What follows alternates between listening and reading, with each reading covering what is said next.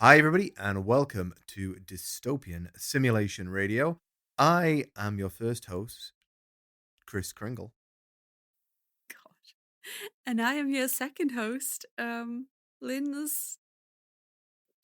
Lynn. I can't think of a Christmas related pun for my name. Chris, help me out here. Lindsmas Tree. Did you prepare that? No, just pulled it out of somewhere. Your ass. Yeah. My name actually means something about a tree, so that kind of works. Well, there you go, Lindsmas Tree. Lynn's That'll work. mystery. It's me, Lynn's mystery. And we are here on our very festive and definitely connected to Christmas episode. Oh yeah. Yeah, definitely. I mean, it's full of Christmas cheer and I think the link might be snow. It's well, you know what? Actually, there are some festive connections which I shall Right. reveal as we Okay. go through. One which you definitely won't be expecting, Right. Is it and I'll leave it at that. okay? Right. Well, I can't wait to get into it. Anything to talk about, Chris? How you been? What you been doing since? It's only been a few days, has it, since we last recorded the Q&A episode? Yeah, I've just been kind of winding down for Christmas, wrapping up presents, um, roasted chestnuts by an open fire. You know, all of that stuff. I've been passing off Lidl or little fruitcakes as my own at parties.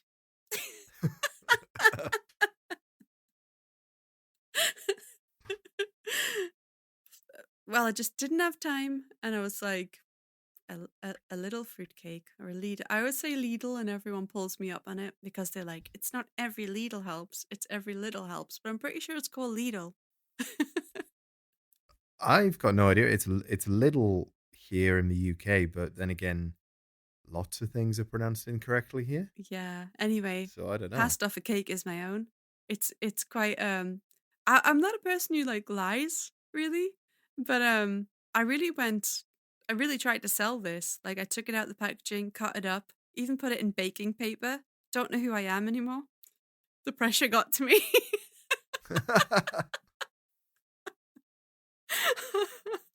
Did Confessing you have my a little sins. cake tin as well? No, I had a glass IKEA box thing. Oh God, Even more fancy. I really sold it, didn't I? I did not make that. I'm so sorry, everybody. Confessions. I did not. Oh, I feel so guilty because everyone was like, "That was so good," and I was like, "Okay." But yeah, Well, why not? other than lying to I was about to say masses, but it was probably 20 people. Other than lying to 20 people about my baking skills, I am a good baker. I just didn't have time. I'm pretty good. Good. Riddled with guilt and full of fruit loaves. Well, we should say to everybody out there in podcast land, Merry Christmas. Yes, Merry Christmas. Woo! Do you have a Woo. ho ho ho? What are you trying to say? I Oh, Merry Christmas. You're like scarily good at that. No. When I'm older, that's what I'm doing. When I retire, that's going to be my gig. I'm just going to be Santa Claus and work once a year. But you have 1 to month a work year. really hard once a year and be magical, and I'm sure that takes like all the other days' energy away. We had a very slender Santa Claus today at our party. Slender Santa. Yeah, it's strangely scary when Mm. Santa is very slender. He comes Yeah, out in a sometimes trapper you get hat. those like thin Santas and they end up looking like wizards. Yeah, it was a bit unnerving because he was an old lady with a mask on that was wearing street clothes and a trapper hat. Moving swiftly on. Yeah. Lindsay, I do believe that we have to thank some Patreons. Yes, thank God.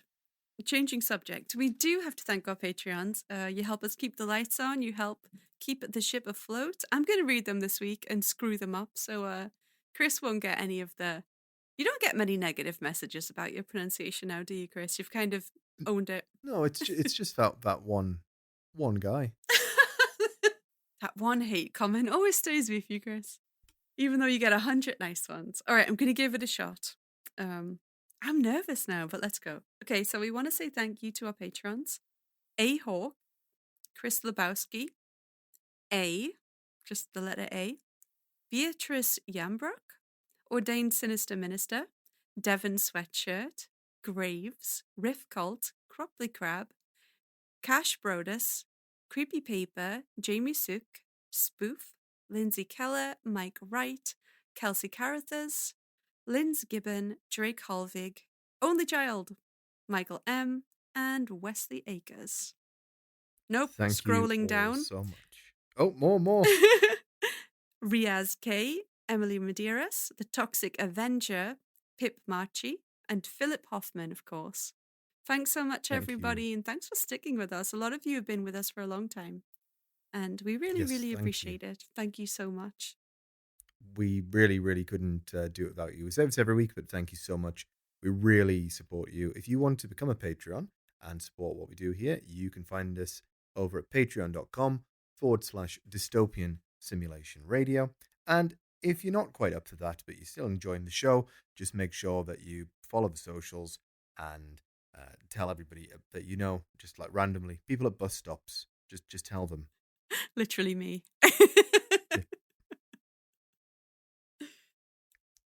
Okay, so let's move on to today's topic. Linz, Yes. we have done some festive Christmas episodes before, such as the true origin of Santa Claus.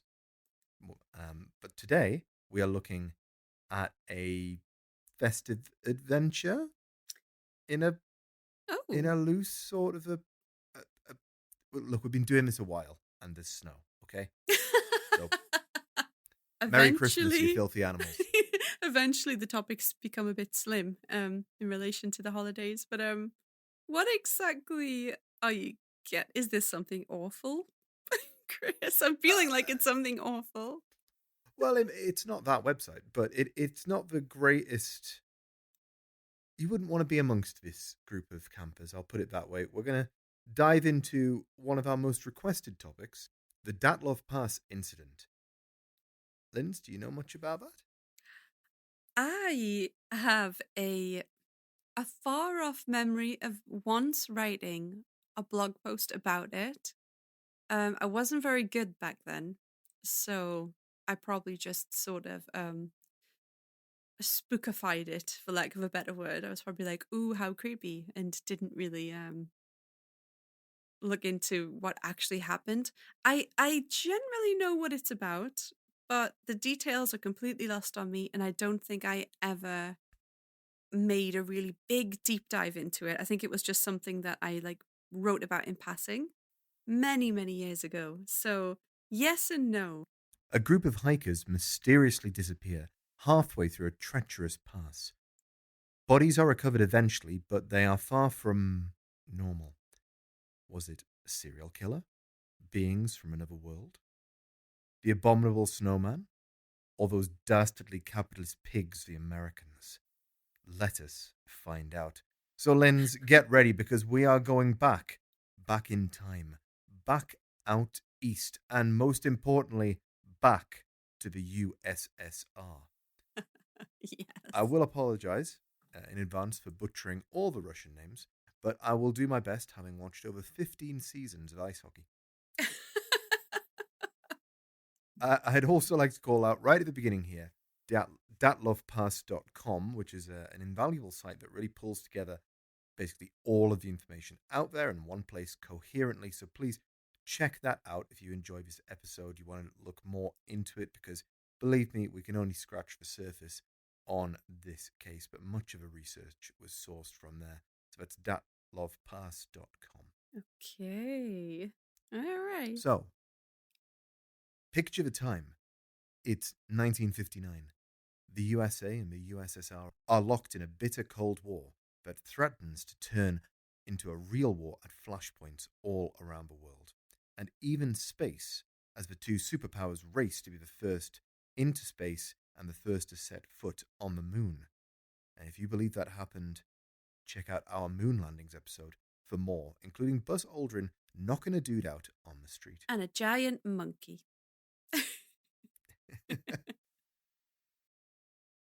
It's late January and early February 1959. Communism is closer than ever to the States, as Cuba has just been taken over by Fidel Castro the month before. The Iron Curtain is down, and the Soviet Union is an island unto itself. Albeit a bloody massive island. A group of students from the Ural Polytechnic Institute in Sverdlovsk Oblast formed a group with the intention of hiking a challenging route in the northern Ural Mountains. For those of you not up on your Rusky geography, the area they were hiking was roughly level with the bottom of Finland on a map and slightly west of central Kazakhstan. I don't know if that helps, but look, I'll post a picture on the Instagram, okay? So at d.s.radio. 10 students, well, 9, and one other guy that we will get to, formed the group. We had Igor Dyatlov, male, 23. Yuri Doroshenko, male, 21. Lumida Dubidina, female, 20. Georgy Krivoshenko, male, 23. Alexander Koletov, male, 24. Ziraida Kolomogorova, female, 22. Rustem Slodobin, male, 23. Nikolai Thibault Brigoles, male, 23. Yuri Yudin, male, 21. And Alexander Zolotaryov, male, 38. Now, you might notice that Zolotaryov, or as he preferred to be called, thank God, Sasha, was the odd one out of his group here by age. Being 38, 14 years older than the closest other member of the team to him in terms of age. Sasha is without a doubt the most mysterious member of the group. He had been a former World War II soldier, surviving the Great Patriotic War, the Russian term for the Eastern Front held in World War II, which was no easy feat considering it had a survival rate of just 3%. Damn. He either hid or he was a total machine.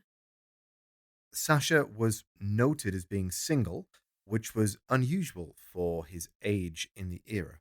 He had a gold-capped tooth and was covered in tattoos, although these were hidden from the others beneath his clothes. He sounds really hot, actually. He was working at the time as a senior tourism instructor at a nearby tour base. He was, however, lacking one qualification for the role, a grade 3 hiking qualification, which he claimed that he needed to get as quickly as possible to justify his rank. In fact, all the members of the group were grade 2 hikers. This ill-fated trip would have netted them all grade 3 status from the Soviet Union. Speaking of which, it was widely accepted in the group that the local Communist Party wanted Sasha on the trip. But nobody was quite sure why exactly. Was it so that he could get his qualification, as he claimed? Or was there some other reason? The others felt nervous about including a 37-year-old on a college expedition and worried that he might not be able to take orders from Igor Dyatlov, the group's leader, aged just 24. For a minute, I thought you were going to say he was like too much of a hag for them. I was like, what? Well, on the trip, diary entries note that Sasha was actually part of the group. He played it perfectly. He was not overbearing in any way, but he also wasn't too distant. He was, to put it bluntly, having a right good time with a bunch of kids half his age. The trek was due to take 25 days originally, but was later shortened to 15 when Sasha suggested a shortcut as he wanted to get back to his job and visit his mother before the season truly began. Indeed, February was like taking this challenge on hard mode, but the route was approved by the Svidolsk City Community of Physical Culture and Sport. So this trip was officially endorsed despite the hard realities of the winter in north middle of nowhere ski. The troop set off north on January 25th by truck, which I think is considered cheating, but they started their trek properly on the 27th of January. On the 28th of January, Yuri Yudin could no longer continue. He had several health problems and had irritated his sciatic nerve by being exposed to the cold, ironically, on the truck that was taking them up there, and had to turn back, Oh the sciatica God. becoming unbearable. So so whatever happens to this group of hikers, he evaded that because he was ill. Yes, Oh he my did. He had gosh, the lucky son of a gun. yeah, he would be the sole survivor of the trip, or, sorry, I have to do this in my best Vince McMahon voice. The sole survivor. You were almost possessed in that moment. Still got to watch that series. Anyway, let's continue. The rest of the group carried on, trudging through the snow towards their ultimate goal. The group camped together in one large tent, all sleeping next to each other under the blankets. Could the appeal of sleeping between young, fit Russian boys and girls have been Sasha's motivation? What? That's just a rumor, but his mustache says yes. You are awful. On the 31st of January, the group made their way towards a wooded valley where they stored food and other supplies for the return journey. On the 1st of February, they arrived at the pass itself and began the treacherous task to traverse the trail, but it was no easy feat. The weather was, according to reports at the time, fucking shit, and the wind chill alone was enough to strip the hair off a polar bear. Snowstorms raged, and the visibility was reduced down to Velma without her glasses levels. Chris, you are on fire.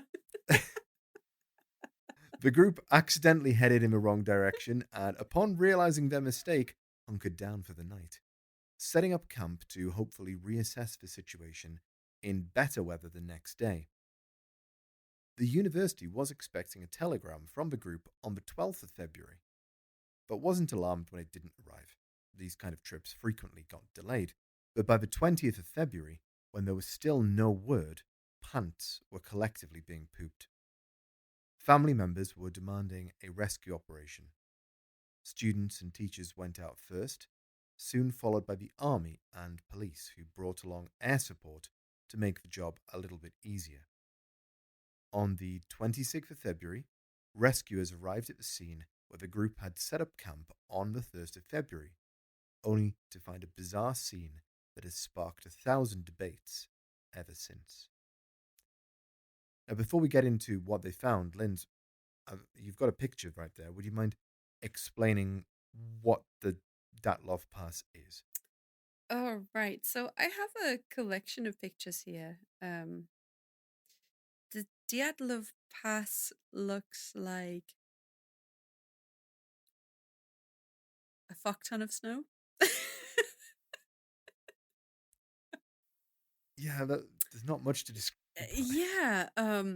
So I was the I had some strange, like not strange. I had some kind of memory that it was a bit like mountainous and just Mm-hmm. snowy. But yeah, looking at the pictures, there is really nothing to distinguish this scene from any other snowy Russian scene or even Scandinavian snowy scene, to be honest. I all I can say is I do not know how anyone navigates anywhere in this type of terrain. I have no clue. So yeah, getting lost doesn't really surprise me. Or I'm assuming they actually don't get lost. Something happens, but I guess we'll get to that. Yeah, it's just white, and that's It's scary. just That's scary. It's as scary as not as scary as, but it's on par with just being dropped in the middle of the ocean. It's it's mm, just all the same, and that's sort of the scary feature about it. It's so samey.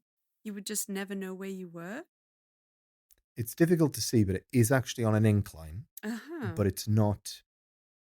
We're not talking like side of the mountain incline. We're more talking like a gentle slope. But Yeah. ultimately, it is leading to mountains in the Right. area. Okay. Right.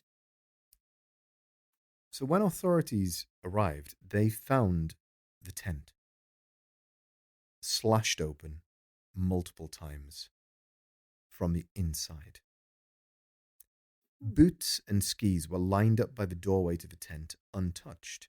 Food was laid out uneaten, and there was no sign of any bodies at first.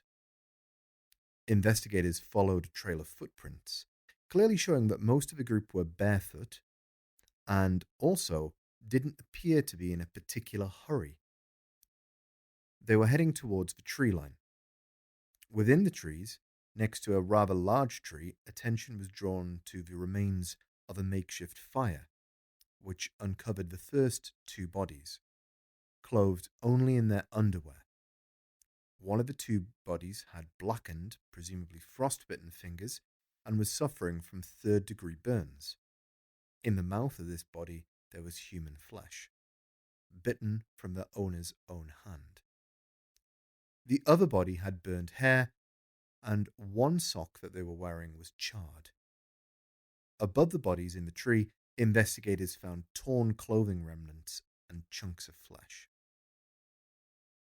Investigators find the next two bodies that they missed on the original descent to the tree line, and they had been obviously making their way back to the tent when they succumbed to death, being covered in cuts and abrasions.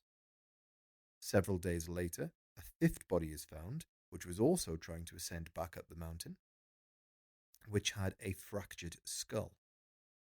But there were still four missing bodies, and days later, authorities found them inside a makeshift snow shelter buried under over 10 feet of snow.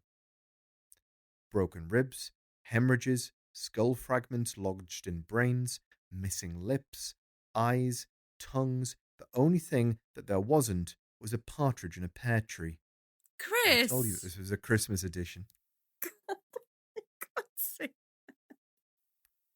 Right. These bodies were wearing clothing from the bodies found earlier, explaining the nakedness of the initial discoveries.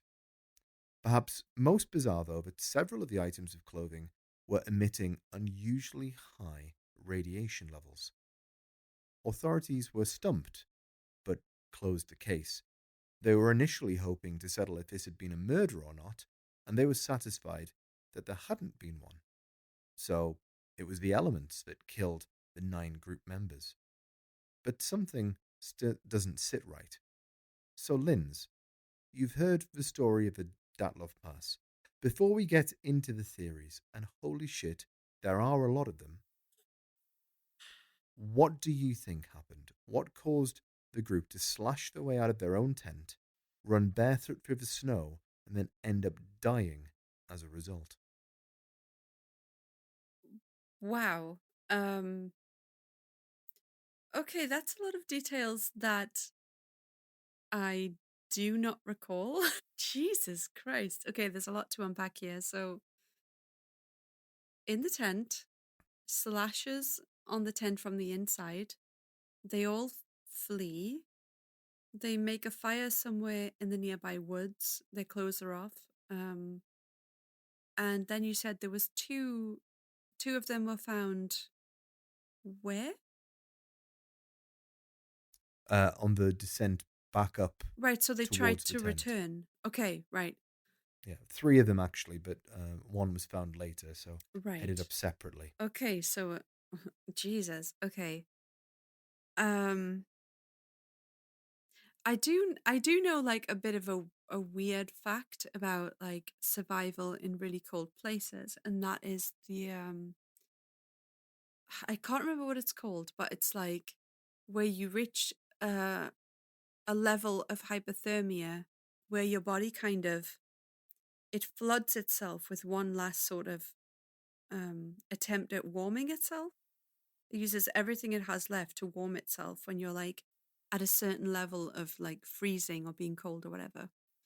Mhm. And that can do things to the brain. I know that. And I have heard of people who didn't survive sort of camping in very cold climates and like undressing because the body floods itself with warmth is a last attempt to sort of survive. And then people get really hot. Obviously, they take their clothes off.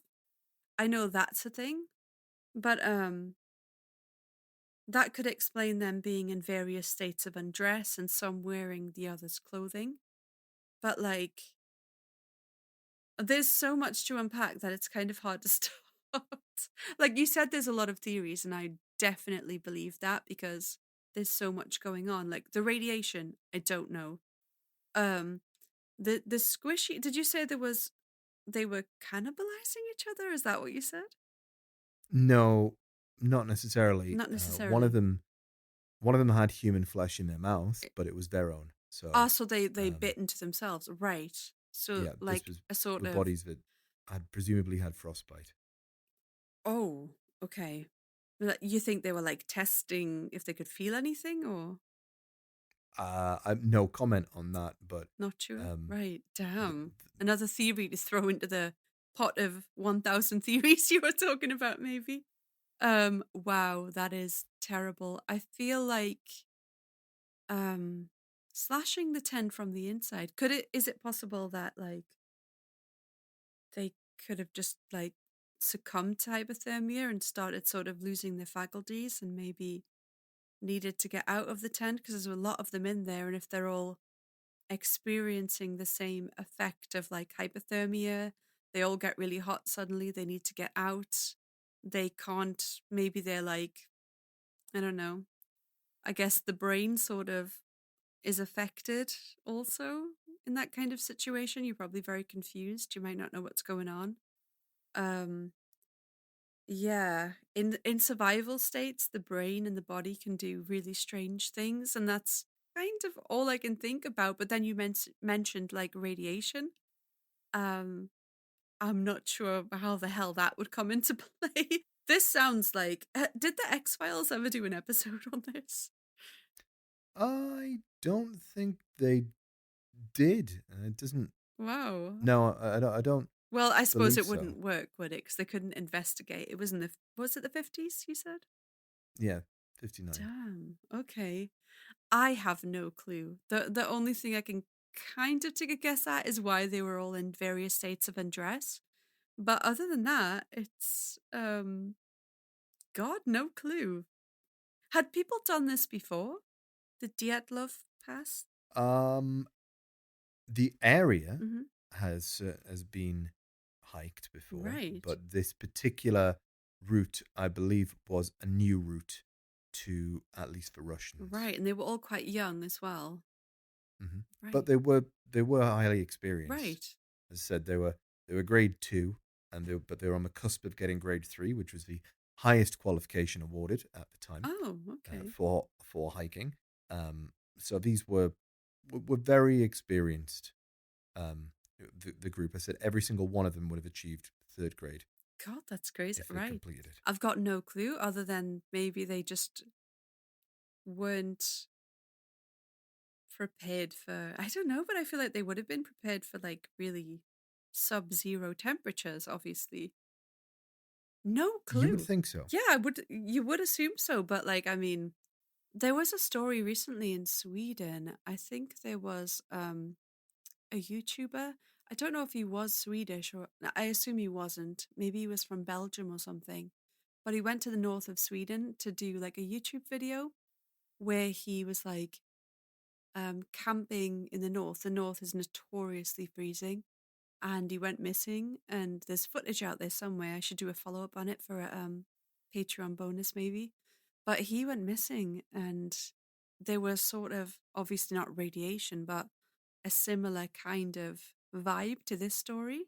So I wonder if it's something to do with just the sheer environment of it all. But like you said, their experience. So I assume they would have been prepared. I have no clue. I assume you're going to tell us about the investigation and the theories and everything. Although you did you say the Yeti? The abominable snowman at the Yeah. beginning? Okay, right. I have no clue where this is going, Chris. Okay. Well, the actual investigation part I can sum up for you Right. quickly. They found the bodies and then closed the case. So there wasn't a huge amount of follow up from There's authorities, a lot of missing really. detail there. They found the bodies and went, eh, closed. Found the bodies. It's not a murder, and then just stopped. So they just said it's not a So homicide, but they don't know. So if it's not a homicide, what is it? Is it natural causes or environmental? well, they they blamed environmental causes, but that's as far as it went. Right. So So it's in a way, it's essentially, the authorities weren't really concerned with solving how they died. Just was it a murder? Yes or no? right. So they Tick just like, tick one box. yeah, it's not a homicide. It's environmental. The end. Right. Yeah, it's a tragedy.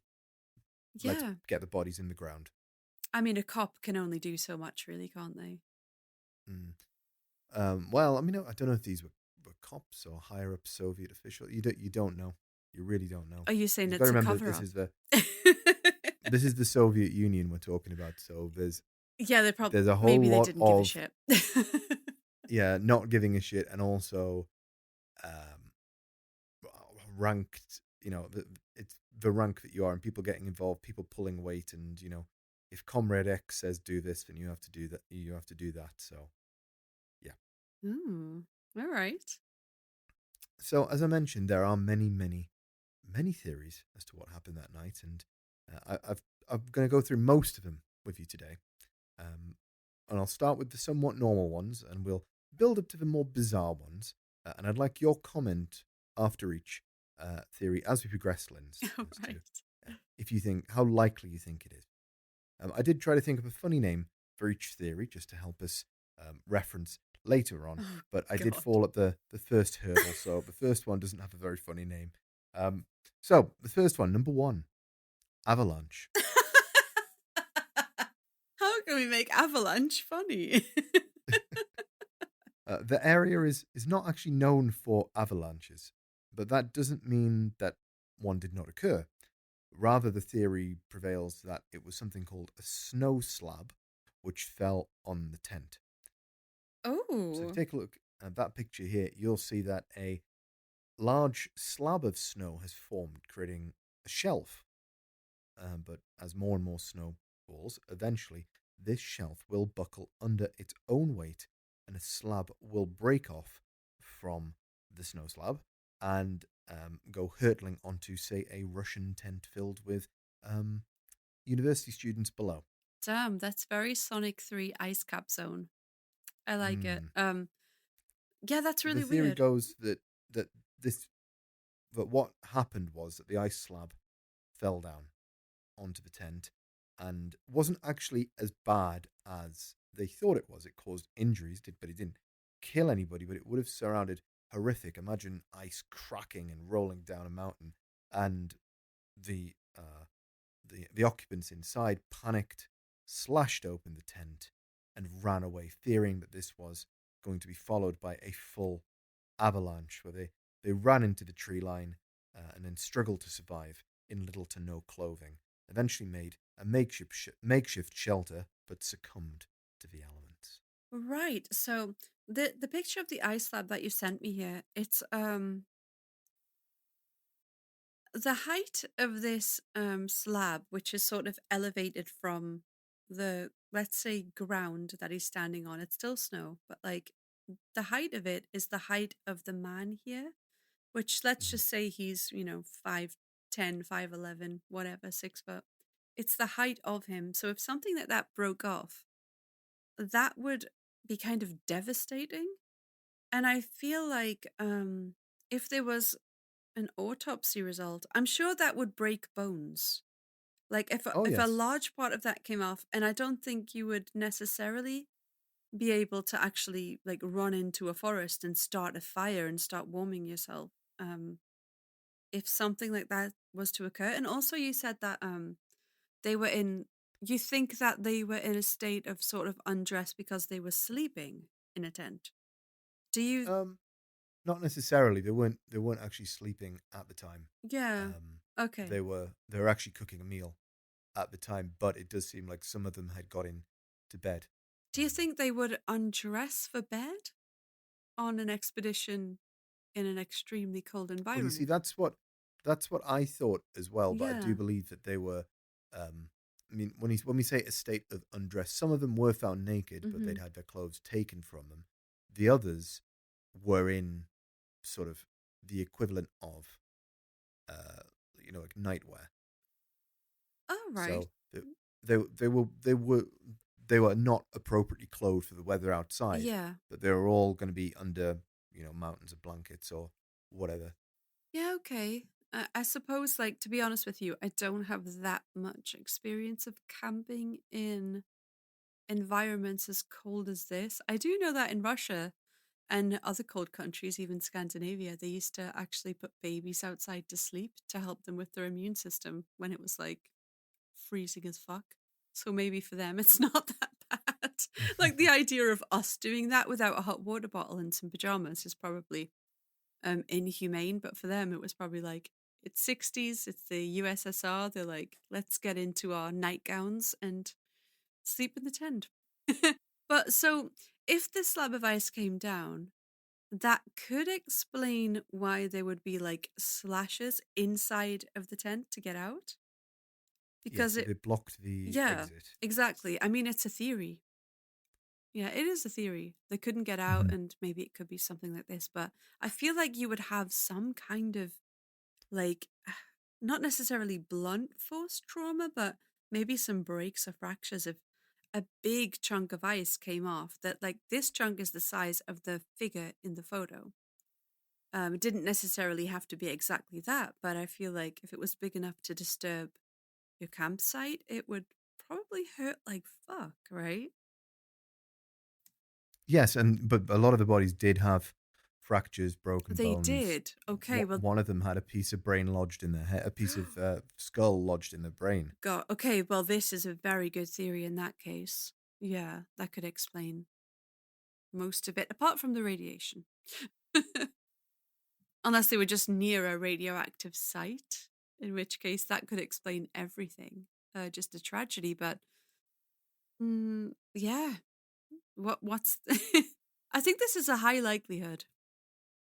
Yeah, so that's why I've included this Hmm. in the very beginning. As I said, Yeah. we're going to get more bizarre as kind of we go on, but there are a lot of these to get through. So let's move on to number 2. Never trust a tree.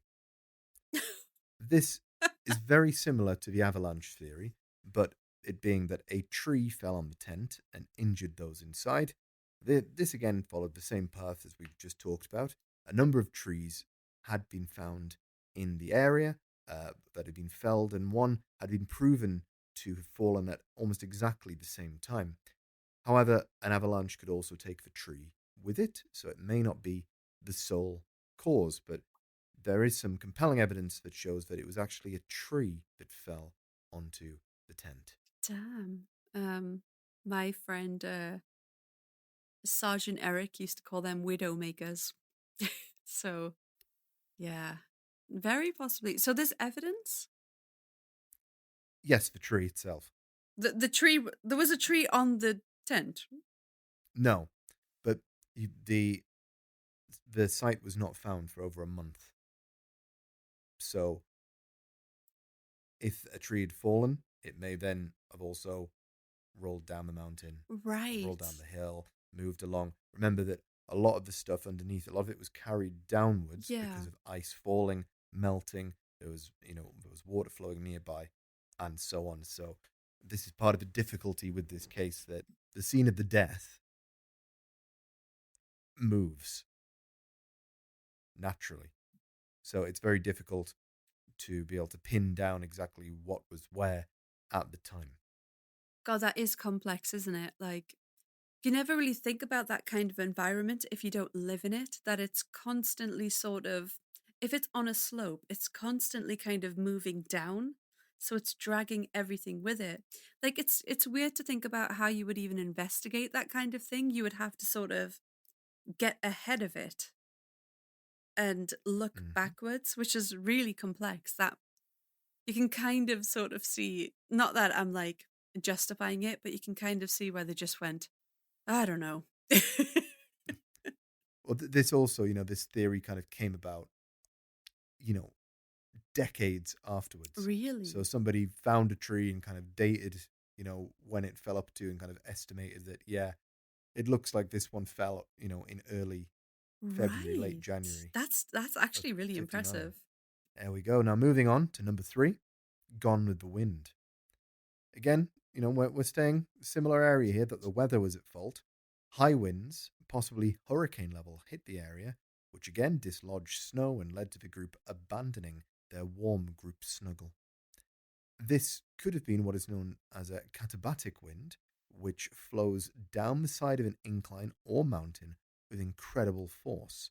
And given the remoteness of the area, it is impossible to really verify what kind of incident was going on weather-wise, but weather reports do indicate that it was just terrible weather.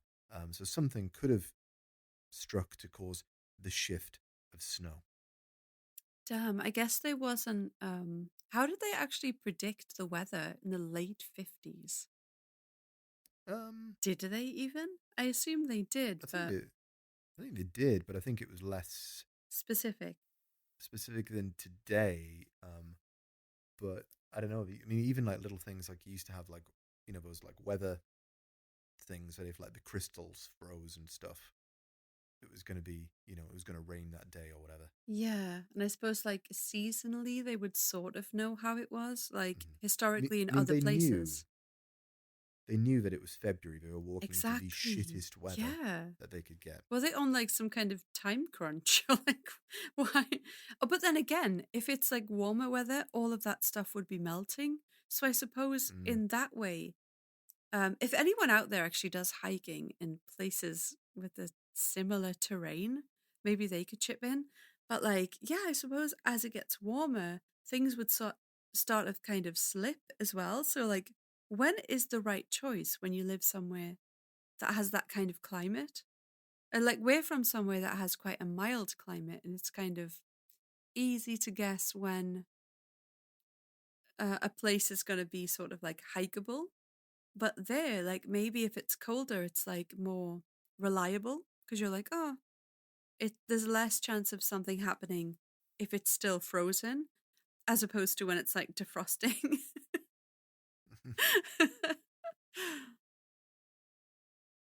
Okay, the next one, Great Balls of Lightning, number 4. Lens, have you ever heard of ball lightning? And no, I'm not talking about a BDSM category next to Brazilian fart porn. Then no. No. Well, basically, it is a lightning strike as normal, but it's followed by a sort of explosion that hovers over the ground for a time. It kind of looks like a Hadouken from Street Fighter. Then yes.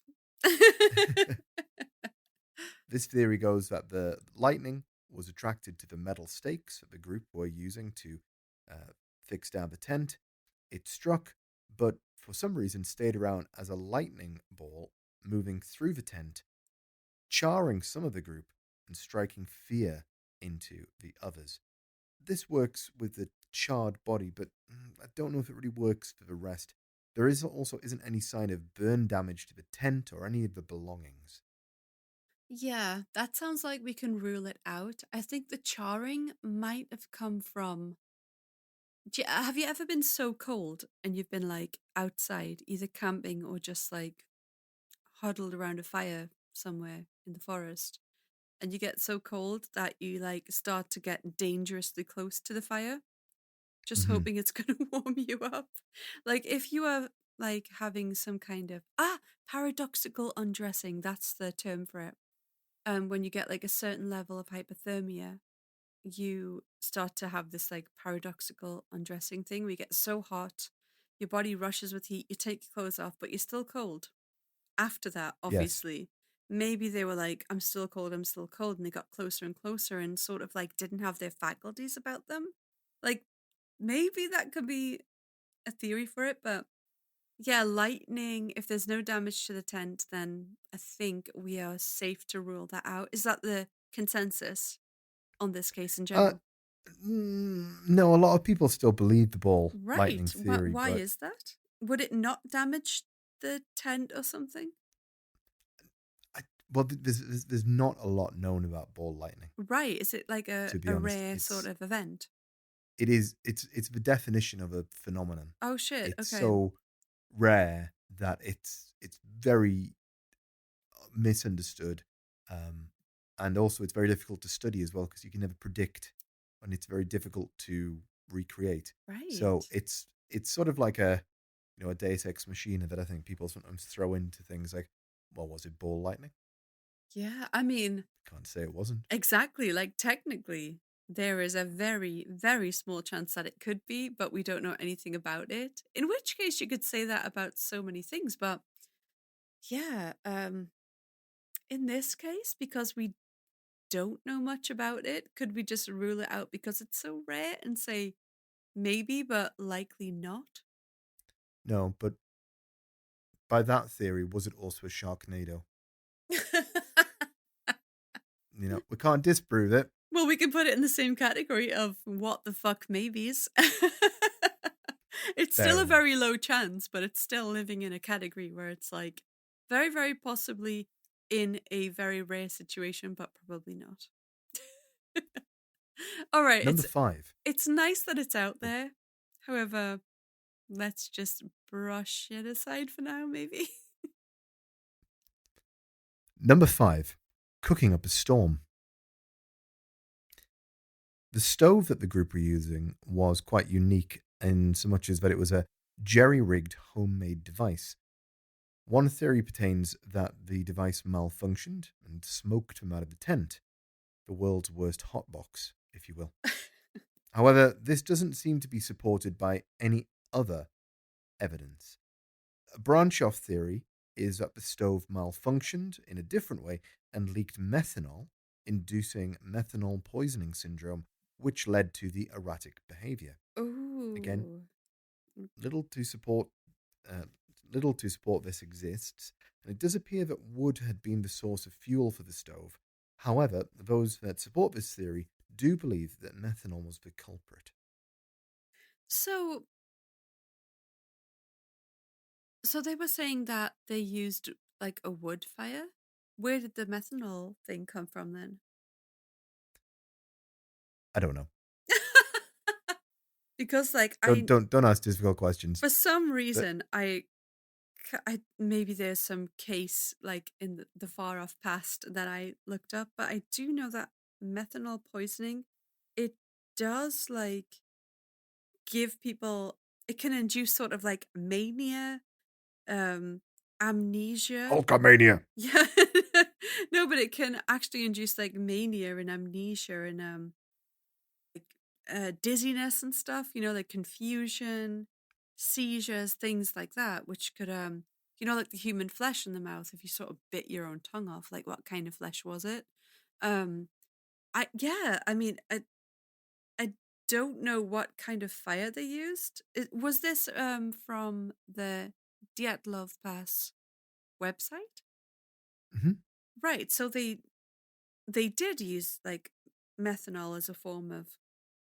No, Is this just like no. a theory that came after the fact? See, this is the problem when you start exploring theories, Linz. Are they There's theories or very little. conspiracy theories? Exactly. Uh-huh, So right. the, I mean, methanol they is a good did they did idea, have but they did have a fire, but they don't know. They did have a stove, but they don't know exactly because it was a unique device, as in it was created by Dyatlov himself. They don't exactly know what he was right. using to fuel it. It wouldn't be a modern one that you're thinking of, where you click it on, it goes, No, I didn't and you've think got that, but I mean, flames. Like, you was know, he just chucking some methanol on it, and it just goes woof, well, no, or was he I was thinking using like wood? along the terms of like I have like an oil lamp just for just for the fun of it, just sort of like a vintage thing. Um, but I was wondering like if there's a type of lamp where you just use methanol. Possibly, Yeah, because but this was just you know, I don't know. yeah, because I mean, it's a it's a thing. Like you can, I have an oil lamp. You can use a small amount of methanol to create a lamp, and it saves you like looking for wood in a place that is when it's covered in snow and stuff. You've got, if you sort of defrost that, it's probably quite hard to make a wood fire. It's not impossible, obviously, but like They had if he had felled some uh jerry rigged kind of thing, I would assume he was using some kind of chemical. And methanol, it is possible.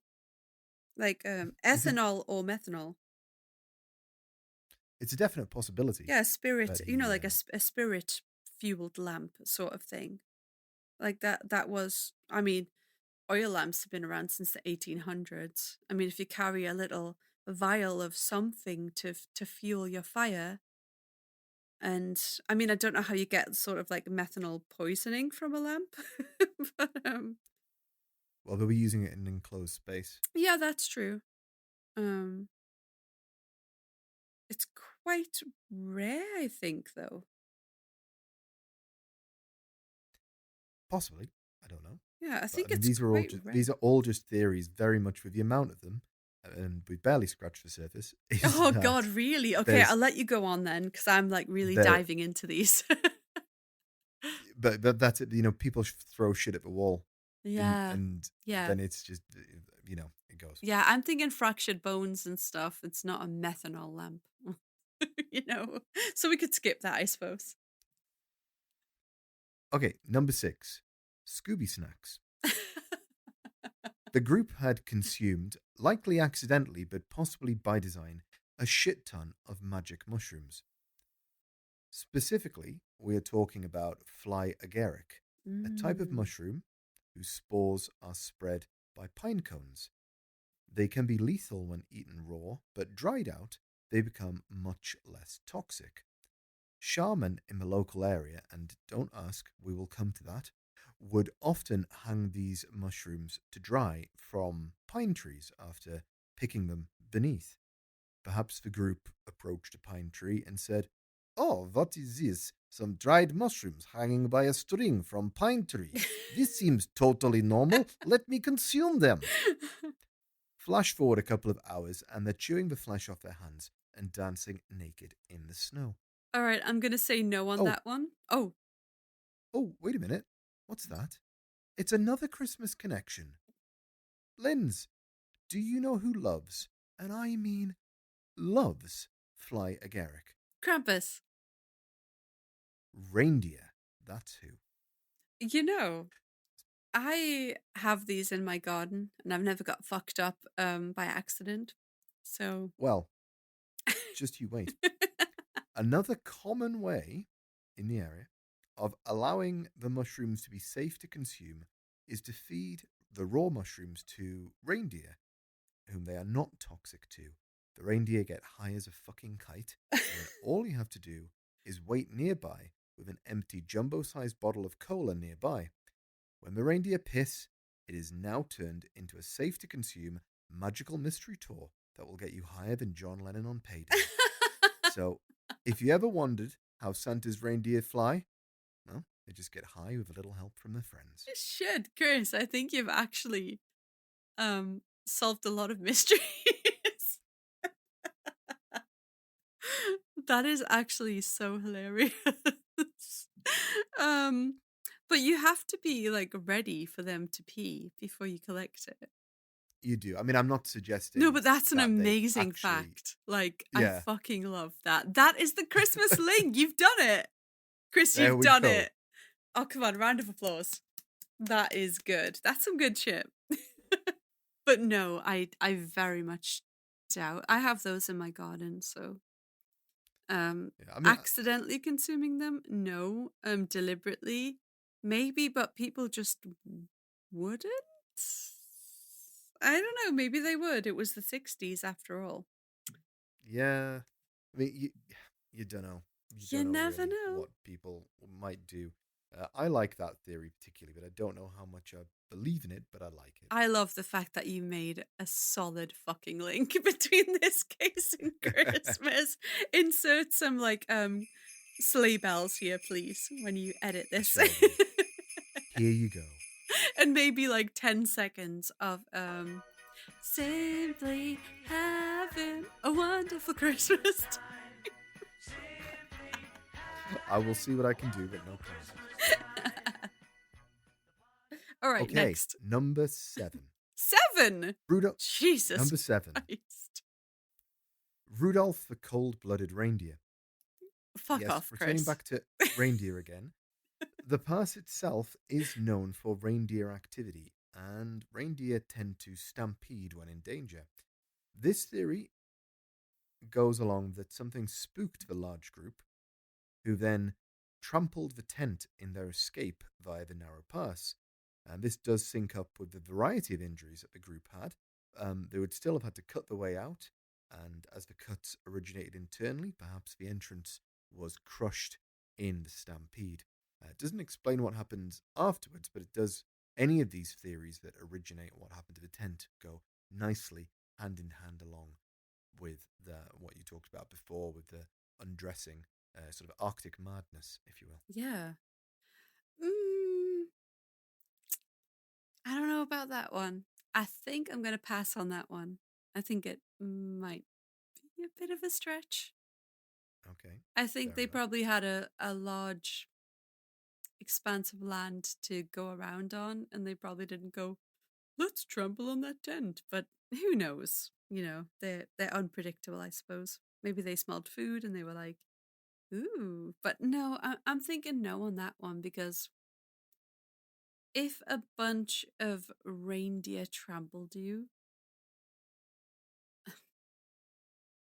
would you be too busy getting trampled to sort of go, better slash my way out of this tent? I feel like that would be sort of an avalanche Mm, situation. I mean, well, not necessarily for two things happened. You could get trampled and then be like, "Ugh," and then like slash your way out. Yeah, I mean, were they radioactive deer or snow? The radioactive Well, thing is throwing off every theory that I have, unless that happened after the fact. There's just too many sort of elements at play. mm-hmm. Yeah. How about this one? Number 8, Chris Benoit. Chris, do not bring up. You cannot bring up Chris Benoit. A rabid wolverine attacked the Oh, group. for fuck's sake. They were seemingly attacked while the food was cooking.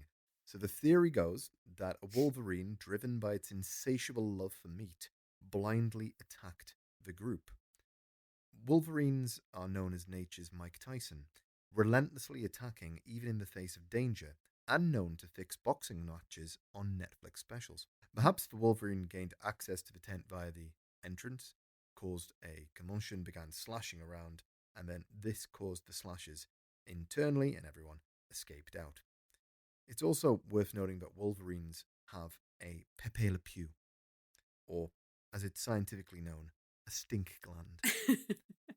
So they can secrete a foul smelling substance from these special glands, and those that believe in this theory believe that the lack of clothing on the bodies can be explained by them trying to rid themselves of the god awful stench of a rabid wolverine.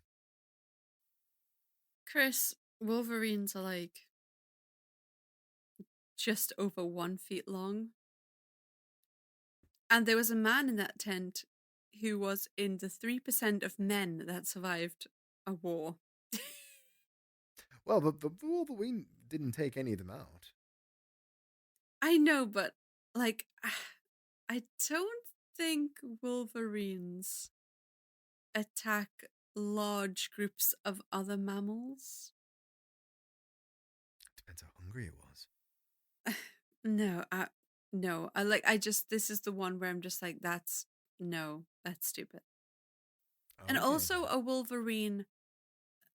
Okay, if you think about someone taking a knife, right, and purposely slashing the roof of the tent, which would kind of be indicative of like, you can't unzip it. It's slashed from the inside, right? So if the Mm-hmm. Wolverine was camping with them, maybe. But like you said, it was slashed from the inside out. So why would a Wolverine, who is probably probably just over 1 foot long, alone, why would it be inside the tent slashing it from the inside out? And also, Because they were cooking food, and perhaps they had the a door open as Wolverine is not ventilation. going to do that. Come on. Like a very small mammal is. Do you get Wolverines in your backyard, Linz? No, but it's a really small Well, you mammal. don't know, do you? It's a really small mammal, though. Like, they're not exactly.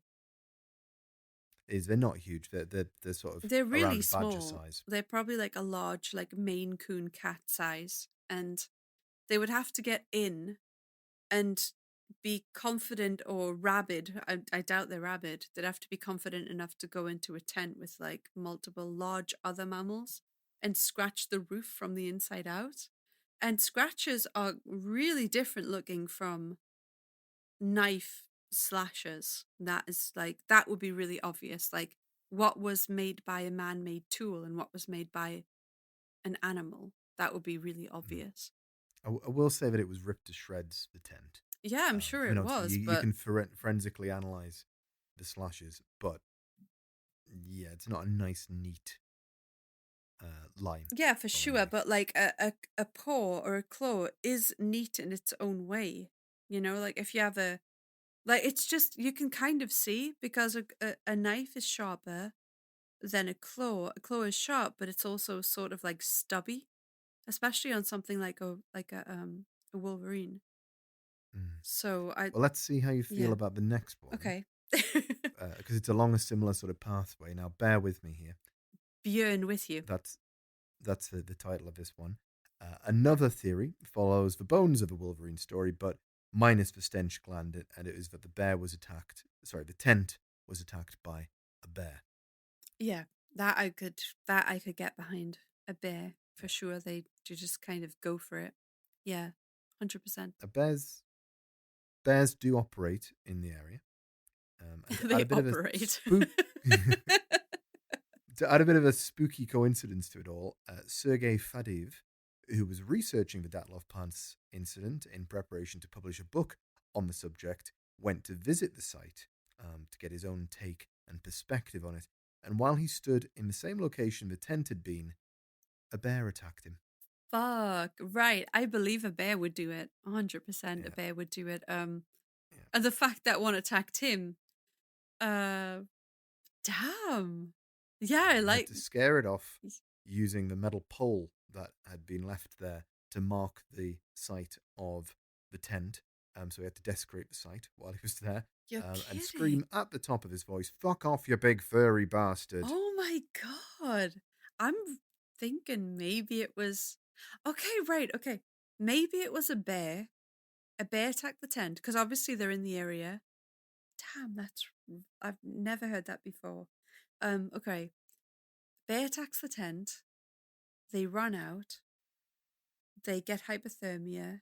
They do the whole paradoxical undressing, or whatever it's called. I could be remembering that wrong. Um, and shit hits the fan from there because it's just then the sort of elements take them. That is a really good theory. Bear attack. But you poo-pooed a rabbit Wolverine. Because Okay, they're so fine. tiny and cute. No, it's fine. It's No, but a bear will just go ham. You know, like one slap from a bear is like, that's basically the end if they get you in the right place. But a Wolverine, yeah. I like okay. the bear Number theory. I think that's 10. going to work. But radioactive, I don't know where the hell that comes from. It could be a radioactive bear. True, true, true, true. Number 10. Do you hear what I hear? High winds caused cyclones in the valley beyond the pass. These raged and caused something called infrasound. Infrasound cannot be perceived by humans, but it can certainly have an effect on us. A 2002 study in the UK found that Infrasound causes many to feel anxious, uneasy, and sometimes unable to breathe properly. Infrasound has been linked to ghost sightings and other phenomenon being reported. So the theory goes that these infrasounds caused tensions to rise, Thing style, and a fight broke out, leading to the demise of the group. Right. I do not know what to say about. Nope, neither do I. It sounds Thank God. I was like, am I stupid or am quite I missing something? far-fetched, but you never know, because, I mean, even if it does cause feelings of anxiety, it's probably unlikely to cause 9 different people to turn on each other. Yeah, anyway. homicidal tendencies. I don't think that would be the case. But you know the radioactive thing? Like, how often is it that they, like someone dies mysteriously? How often is it that they do it, like a test for how much radiation is in the body? Oh, I don't know. It I don't just know, but seems like a Soviet Russia. unconventional sort of test. Like, why? Yeah, Soviet Russia, I suppose, but it just seems like a weird sort of test to do. Like, if you're going to be like, is this a homicide? Is it not? Ah, it doesn't look like it, but let's test for radiation. Like, Well, I think, they were discovered, so the army were brought in with helicopters and so on. So maybe they just had like, Geiger counters and stuff on them huh. as standard. And they were just like, oh shit, this is a bit, this shouldn't be going up this high. What's going on here? Oh, right. But that's just, I'm just pulling that out of thin air there. I wonder if any of them had sort of been known to work in sort of areas or like So jobs. two of them were from areas that had power plants in it. Ooh. So Okay, right. So it could be completely unconnected. It's just like it they could be wanted to completely know. unconnected. Right. So yeah. Maybe they just had the chance to study, like, oh, these guys, like maybe they looked up their files and were like, oh, they previously worked here. Maybe we should do a little test on like how badly it actually affects people to work in a place like that. All I right. don't think they worked there. I don't think But one lived of these near were it? college students, but Yeah, lived near it. just from the same towns. But yeah, Right. Yeah. Well, that can yeah. explain why they did that. They just sort of wanted to know, which is really fucked up, but also Mm. slightly interesting. So, could we say that the whole radiation thing is maybe just not connected at all, right? Not necessarily. It Yeah. really depends. There's a whole bunch of things. None of these theories, anything completely syncs up together. So some of it might be incidental, some of it Yeah. isn't. But you never know which parts of a jigsaw are going together. So it could be, So we could but throw there are some aside theories that we'll radiation. get Yeah. onto that do include Oh, radiation. oh, right. Okay, okay, let's go. For number 11, Sasha the Slasher. So remember our mate Sasha, the man camping with kids half his age? Well, Can we see might him? he be, might he be just a bit dodgy? So this theory pertains that Sasha had a breakdown about something triggering PTSD that he may have had from his time in the war, something, something, something, and then he kills them all. Perhaps there was an argument between he and the group, and he just started slashing. This doesn't really account for the fact that Sasha's body was recovered, though, without any obvious self-inflicted fatal wound. So while he may be the odd one out, there's not really any evidence to prove that he went rogue. Yeah, I feel like it's some it's not necessarily something that you can if he's having episodes like that, I feel like it wouldn't necessarily be something that people wouldn't notice. And therefore they'd probably if they did notice, they would sort of suggest against him going on a camping trip with a bunch of teenagers or whatever they were. Um no. No. What do you think about that actually? Mm, The thing is, he draws a lot of questions. Why was he there? Well, because Why was he he so needed the eager to? qualification. Isn't that enough of a reason? I mean, it's not ideal, Yes, but he but needed it, and they were the only ones going at the time. I mean, is it? true. And he was It's just adhering to the sort of hierarchy of. something just doesn't sit It's creepy. It right is creepy, about it. but um, I don't know. I don't think you think he was some kind of young people serial killer? Like, Possibly, but you never know. I mean, you do never know, but I feel like motivation wise, you said that he needed that qualification. Mhm, So it's not like he just signed up for the love of it or like for the hell of it. Like he was bored. It's like he did need that qualification, didn't he? So it mhm. seems a bit unfair after his death to be like, he was a big nonce. Like and a murderer. It's I like, mean, those are not my words. yeah, but I mean, They're your words, Lindsay. no, I don't. But I mean, like, if you're trying to imply that, like, he was responsible for, like, harming them all, there's like two, four, six, eight of them in one of him. Um, yes. Around eight of them in one of him, if he was some kind of killer. And okay, he's fought in a war. It doesn't necessarily mean that he's a psychopath. It just means he was drafted. Mhm. He did survive. We don't know how he survived. But I don't know. I know he was older, and that is very strange. But if he needed the qualification, are there many men approaching 40 that are going on hiking trips to uncharted areas of Dyatlov Pass? Like, was it sort of like time is of the essence? I feel like Mm. it feels a bit mean to accuse him of, and also like, Oh, everybody in this has been accused, Linz. oh, really? Okay. What are we on now? Like conspiracy theory number 500? We're on 11 out of 21. Oh my God. Okay, let's move on. Let's Yeah, move on. Let's yeah. let you get through this. Number 12, The Great Escape. The group was mistaken as escapees from a gulag prison camp or killed by escapees. At the time, the region was littered with these gulags, many people still held as political prisoners, and there was one camp, Ivlagag, just a few short miles away from the incident. It could have been the case that they were killed by hunters, mistaking them for escaped prisoners. Indeed, escaped prisoners had been found living in the Russian wilderness, unaware of the death of Stalin. Could it be that one of these prisoners had been in the area and killed the group to leave no witnesses? One interesting bit of evidence here is that one item of clothing that was recovered with the group did not belong to any of them. It was a bit of clothing, usually wrapped around the legs for warmth, frequently used by soldiers in the 1940s and, latterly, by prisoners in the concentration camps.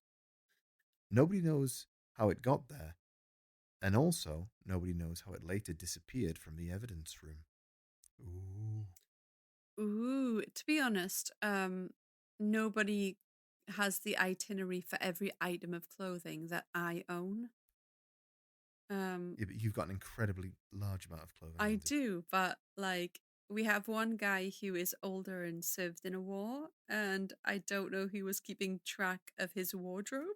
So it's kind of weird to say it didn't belong to anyone. It's like, how do you know? Like, I know I have a very large wardrobe, but like, like who knows who had what? I don't know. And also, if you escape from a gulag, would your first thought to be like, I've got to hunt the enemy? No, you'd probably just be like, time to fuck off Uh, and find some food. well, no, I think it was. I think the theory pertains that these are people who nobody. There were no reports of escapees anywhere around that time. That the idea is that these were people who'd escaped a long time ago, but were Mm, living in the wilderness. okay. I mean, it's not out of the realm of possibility, but I think we can skip that because our knowledge of the history of the area probably isn't enough to speculate. But speculate we But shall. speculate we Okay, shall. number 13. Santa Claus is coming to town. Chris, stop They it. were they were run over by a snowmobile. That's the end of that theory. There's not a lot to support it. Skip. Number 14. Hey, that's my beef jerky. The group got into a fight over something, perhaps the inclusion of a stranger challenging the authority of the leader. Perhaps it was over the resources available. Perhaps it was over the love of another camper. Whatever it was, the cause of this argument, then it led them to making a mountain out of a molehill and creating a war on the tundra that led to charred bodies, limbs being chewed, and the deaths of all involved. But you said that they were chewing their own limbs. Yes. So, how many strangers are actually wandering around this sort of unhiked land? Quite a lot, but we'll get Really? to Oh, that in a minute. right. But Okay, this is not about. But when I'm talking about strangers, I'm talking about Sasha. right. So okay, the old guy. We're blaming the old guy. Well, this is I slightly suppose he different. is It's a not saying that stranger, isn't he? he's a serial killer, but like he's a stranger to the group. I suppose so. Maybe he challenges, or maybe it's something completely different.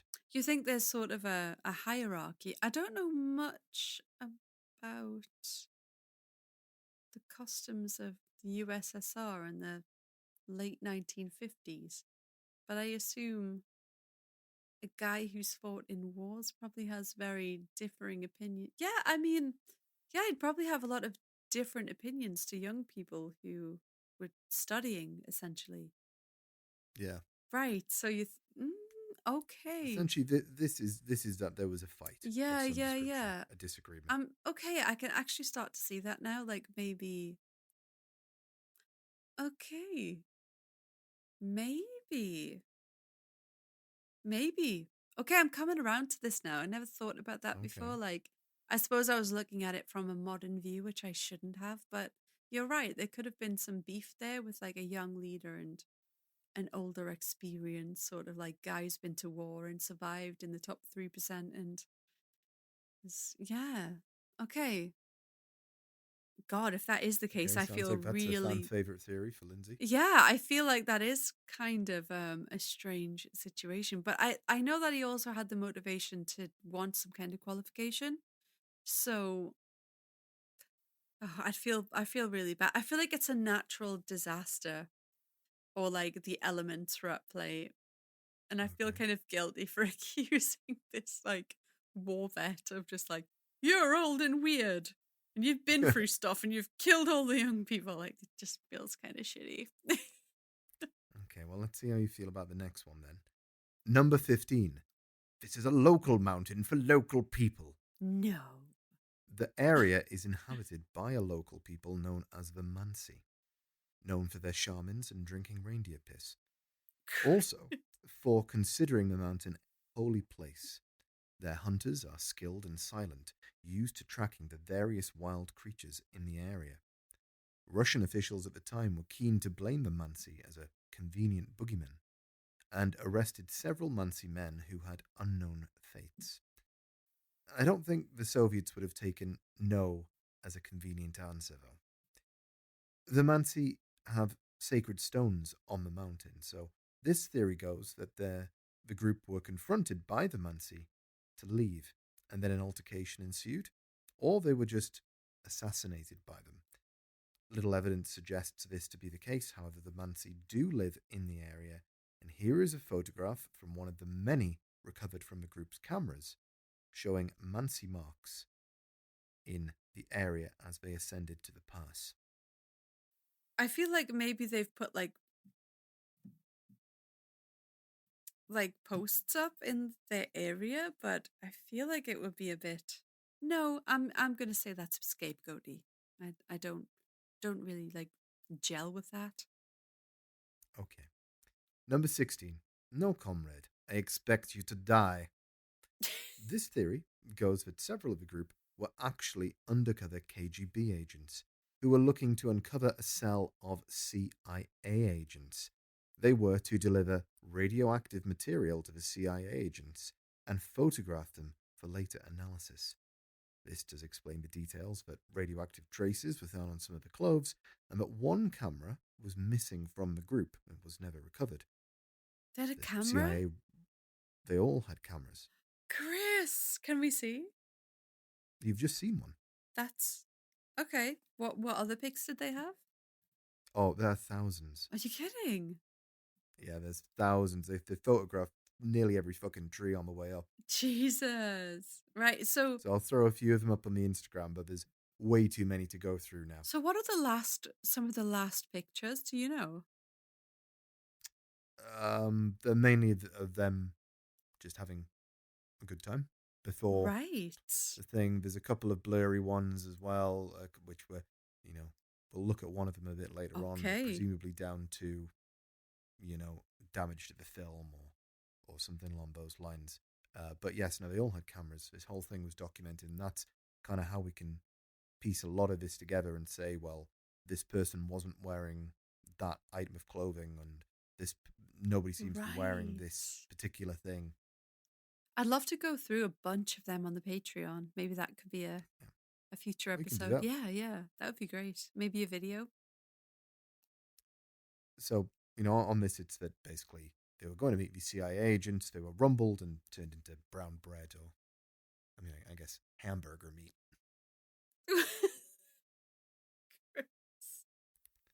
That's so wrong. Number 17. You don't have clearance to be here. The group accidentally infiltrated the grounds of a secret Soviet base and were killed by soldiers protecting the area. Or perhaps they took photos that they weren't supposed to, and no witnesses could be left behind. What were the Soviets doing up there? Only the bodies of those university students and their suspicious uncle knows. Don't call him that. Okay. Number 18. Rocket to Russia. The Ruskies love their rockets, a well-known fact. This theory flows that a rocket test was held overhead and the explosion either caused an avalanche or sounded like one to the happy campers, who then slashed their way out of the tents, and you know the rest. Another offshoot states that they stumbled upon a base testing rockets and were killed by Soviet agents, and then their bodies were placed further down the mountain to prevent any investigation at the true site of their deaths. Yeah, but they had broken bones and fractures. Yep, but you can beat people up. Yeah, it would be good to know more about the autopsy results. Number 19. It's raining radiation. Hallelujah. So this basically states that the rockets were being tested and they pierced overhead balloons during their flight path. These burst balloons rained down radioactive phosphorus on the group, who then went, and this is the official term, bananas. The main fodder for this is that these balloons did exist, and at the time taken to recover their bodies, a month, is exactly 2 half-lives of the isotopes within phosphorus, therefore making it for a safe recovery. Is that it?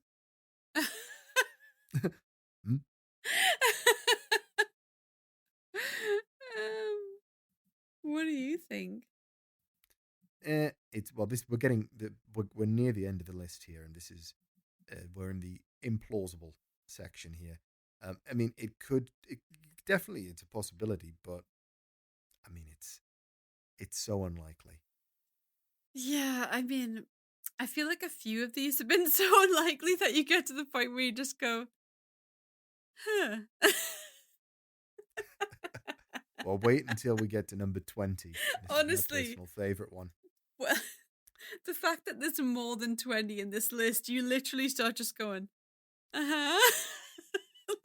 I was like, at the Wolverine. Well, this is the one you've been waiting for. All right. The abominable, yes, yet adorable snowman.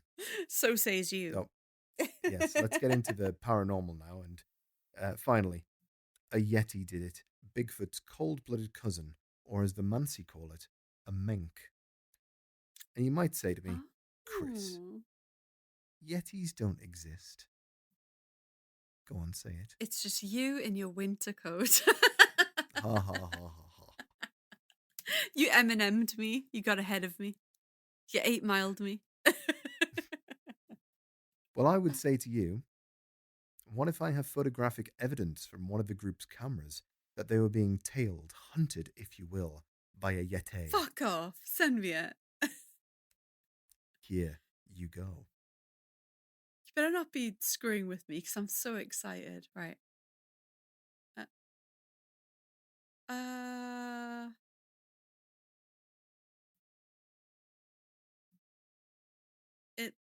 that's just a man. Is it? Yes. Is it? Yeah. That is a man in ski pants and some kind of thermal top and a balaclava, it looks like. Unbelievably, of all the theories, this is the one that has some hard evidence to it. Oh, shut up. Of course, so it is difficult to tell who or what this It's is. a man. And it's been snapped without context. Some say that this is Bigfoot or a Yeti. Yetis are Some white. say, have you seen one? No, but like Then stop racially profiling them. every animal that lives in, not every, but the majority of like mammals You know what that aren't? live in a cold climate kind Wolverines. Yeah, wolverines don't, but the majority of them develop some kind of like camouflage, like lighter fur in the winter. Wolverines, I don't think so, but that is a man. Well, some say that this is a man. Some say it's a mancy hunter tailing A them. mancy hunter, right? Some say it's one of the group emerging after having a Frosty the Snowman, which is what ski folks call a number 2. So wait, the native people, what are they called? The Mancy. Mansi. Do they have a belief that like a Bigfoot style creature exists? They do, and they call it a menk. They have claimed to see this creature in more modern times, and it is also a sort of dark silhouette. So whatever There it you looks go. like, it is very similar to the picture that you showed me. It's sort of a dark silhouette of a like a humanoid. They just call it the Russian Yeti. Can you Google? Actually, I'll send this to you. So whatever you're talking about Just here, like Bigfoot, but communist. no, it's sort of like a. I'll send it to you. You'll see what I mean. So whatever they believe in has a very similar image to this, but that does just look like someone on their team, doesn't it? Yeah. But he looks knee high in maybe. snow. It's difficult to know how tall these trees are. Yeah, but The he is snow knee high. really throws the. Yeah. Yeah. He's knee high in snow, so that shows you like what the actual climate was like on the night that all of this happened. It's really hard to know because I really don't know that much about the climate there. Snowy as fuck.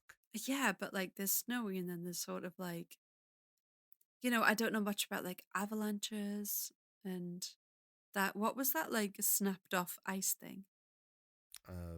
Snow shelf. Yeah, I really don't know much about all of that. So, I mean, I'm not really the person to sort of like give an opinion, but I do know that you said they had like a bunch of breaks and fractures and stuff, and that does kind of scream um the whole shelf avalanche or I don't know, that kind of thing.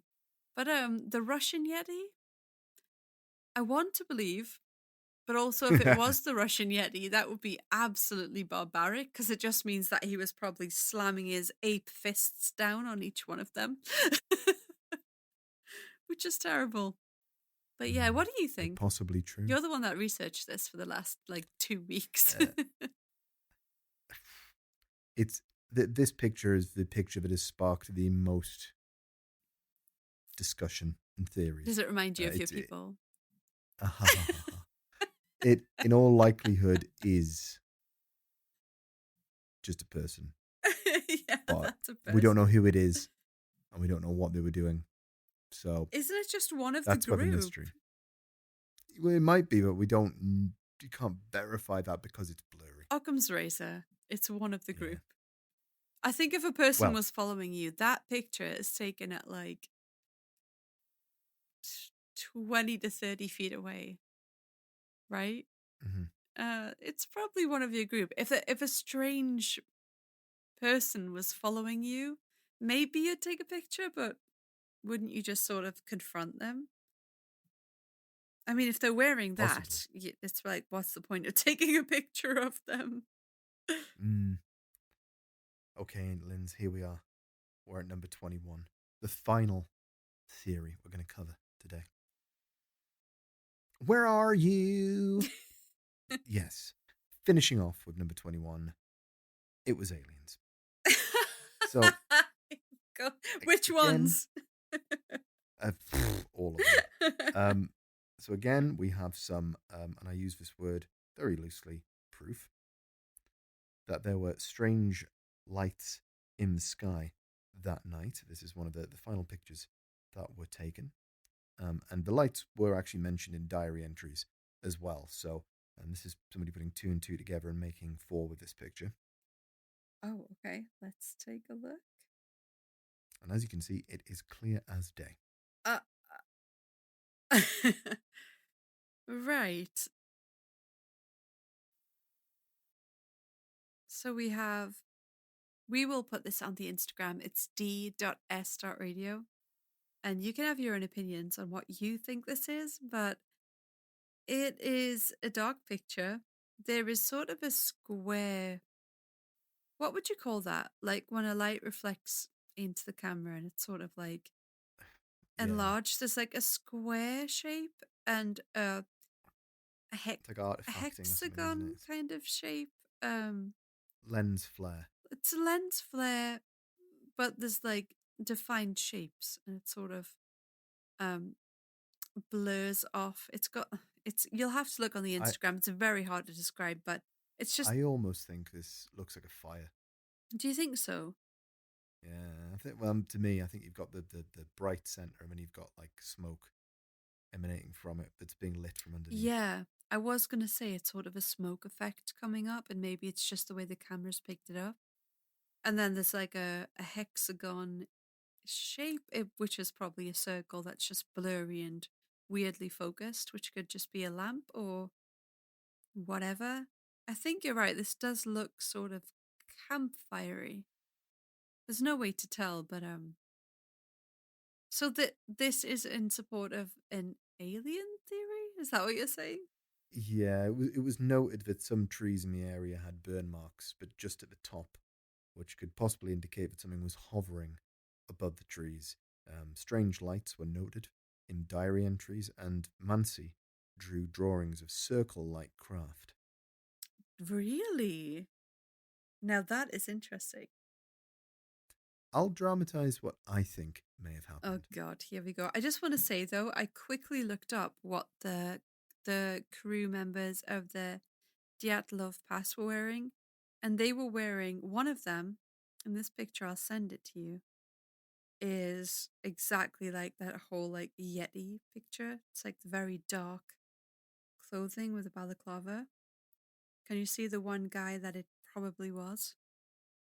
Yes, Exactly. And the Mansi people just don't, they seem to wear, they don't wear things like that, put it that way. So I think we've got a match for like the supposed Yeti picture here. So we could rule that out probably. But all right, your theory, your theories on what was it, the alien?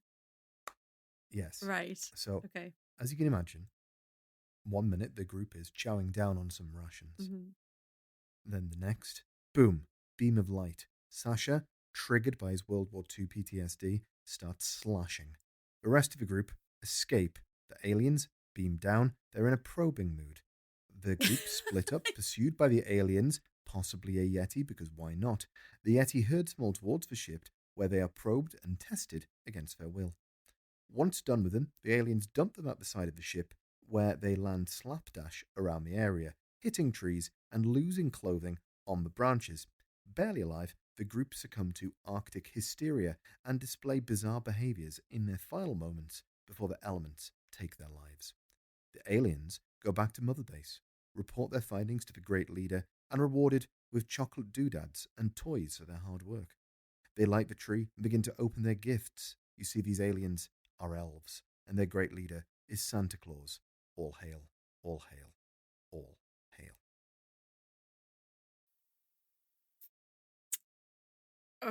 Okay. The- I think I was succumbing to Arctic madness I was by the end about of to the say, script. what's the temperature in the UK right now? Well, I'm terrified. People died, Chris. People died. People A died. long time ago. It wasn't that long ago.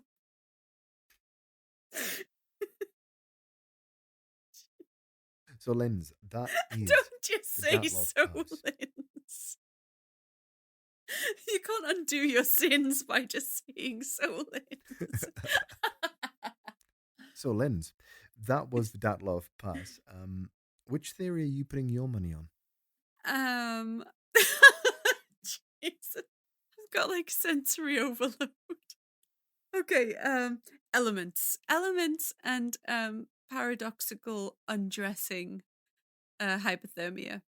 Something happened, like the ice shelf avalanche. I don't know how the tent was found. I'll have to do a deep dive later because apparently it's a massive freaking case. But yeah, I'm thinking something happened with the elements. They fled. They tried to stay warm. Maybe their tent was buried. I don't know about the environment, how it works over there. Um, paradoxical undressing. Some tried to go back. Some stayed near the fire, and madness ensued. And the radiation. You said that some lived near, like what was it? Nuclear plants or something. Yeah, Yeah. some description. Okay. I think that was probably just a sort of side note. Yeah, I don't think there's anything sinister at play. I do not think the native people who lived there had anything to do with it. I just did it. I quickly browsed, and I don't really. Yeah, maybe like they had signs up it was their land, but I don't think they were sort of picking people off. I don't know. Don't know anything about them. I just feel like that's a bit scapegoaty. I'll look into it. I feel like no, they probably just live there. You don't. You know, if someone new comes to your area, do you kill everyone you know? Like that comes across your home? Probably not. I didn't kill the last stranger that wandered up and asked for hot water. Maybe I should have. Didn't. I was fine. I think it's probably some natural disaster and hypothermia. I'm guessing you think it was the Russian Bigfoot? Just because 100%. you're hoping that there's a single hot Russian in your area? Ha ha ha. In all honesty, I don't really know Uh-huh. what it could have been. I think there's so many bizarre elements in, you know, in all likelihood, it was something elemental. Yeah. You know, most likely, snow or perhaps that tree, fell on the tent. It caused them to abandon their site. But the most interesting thing is that the descent towards the tree line shows that they were walking, although barefoot, in a fairly orderly fashion. So presumably nothing was chasing them.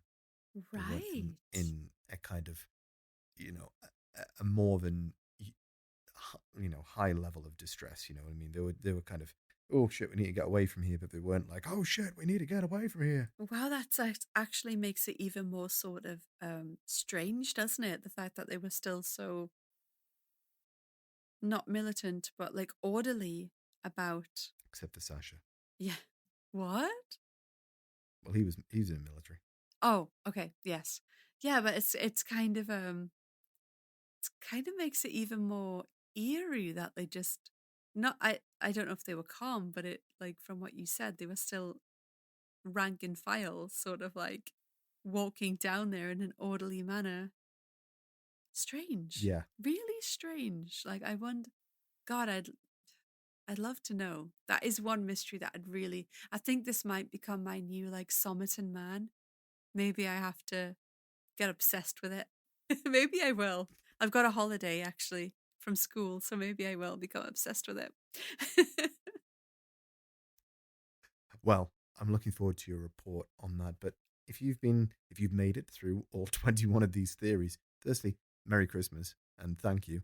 But we'd love to hear from you. What do you think was the cause? Please, check out the images on the Instagram. Go over to datlovpass.com and do a bit of reading yourself. You will end up in an absolute spiral. There's almost too much information to take on board about this case, which is kind of the opposite of what we usually have. Yeah. There's very little to work with. There's a huge amount, and a lot of it was recorded on film as well. So go over and check it out, and then let us know. What do you think? Was it a Yeti, or was it simply that they were a bit cold? Chris, that's terrible. People die. But so you said this film? No, there's no film. There's just film as in like footage. Ah, okay, right. I actually can't wait to do a deep dive, honestly. This is like we only get a certain amount of time per episode, so there's only so much we can really sort of like fit in. But yeah, maybe we'll do a sort of follow-up on the Patreon. But everyone's welcome to investigate on their own terms and report back to us. That would be amazing. It's always good to have a chat. And the Instagram comments. And yeah, thanks so much, Chris. This was a very heartwarming Christmas episode. Merry Christmas. Merry Christmas, everyone. Be careful how far you walk when you go into the forests this Christmas looking for things to make your Christmas wreath with. I don't know. Whatever you do out there in cold countries. Not that I don't live in one. But yeah, maybe next time you go on an expedition, think about who you're going with, maybe. But until next time, watch out for Yetis. Bye.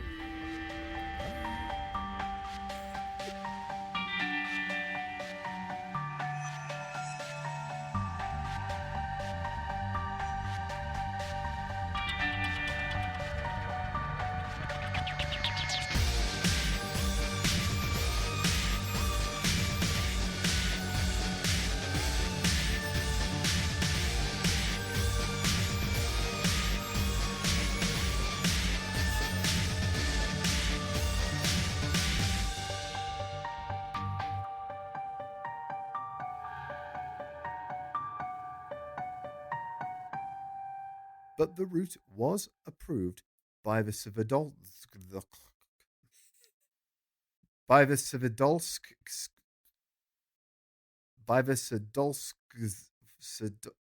fucking get some vowels. Right.